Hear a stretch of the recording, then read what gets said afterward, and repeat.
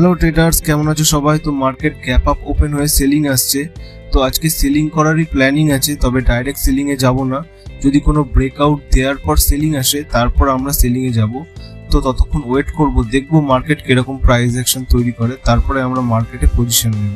তো আমরা দেখতে পাচ্ছি মার্কেট ফার্স্ট ক্যান্ডেলের ব্রেকআউট দেওয়ার চেষ্টা করছে। আমরা ওয়েট করব, যদি প্রপারভাবে মার্কেট ব্রেকআউট দিয়ে দেয় তারপরে যদি সেলিং আসে তবে আমরা সেলিংয়ে চলে যাব। তো ট্রেডার্স, মার্কেট সেলিংয়ে চলে এসছে। আমরা দেখব ক্লোজিং প্রাইসের আশেপাশে এসে প্রাইস কীরকম রিয়্যাক্ট করে, তারপরে আমরা পজিশন নেব। আর ততক্ষণ আমরা ওয়েট করব।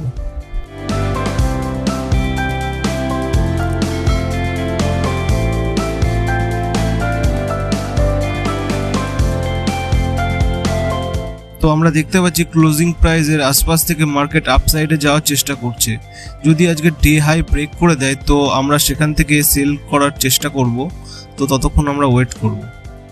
তো ট্রেডার্স, আমরা দেখতে পাচ্ছি মার্কেট ওপেনিং ক্যান্ডেলের হাই একটি সাপোর্ট তৈরি করে সেখান থেকে বারবার সাপোর্ট নিচ্ছে এবং বায়ারের স্টপ লস ক্রিয়েট করছে।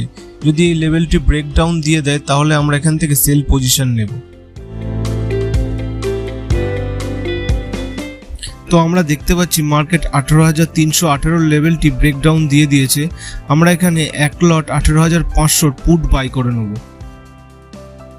আমরা এখানে 15 পয়েন্টের এসএল নিয়ে চলবো, আর পিএনএল অ্যাভোভ 1000 শো করলে আমরা মার্কেট থেকে এক্সিট নিয়ে নেব। আর আমরা এখানে 15 পয়েন্টের এসএল পুট করে দেব।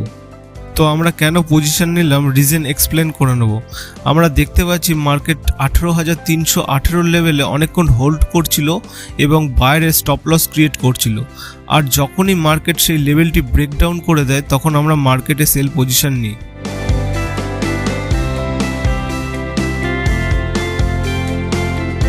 তো ট্রেডার্স, এখানে 1000 প্লাস পিএনএল শো করলে আমরা মার্কেট থেকে এক্সিট হয়ে যাব।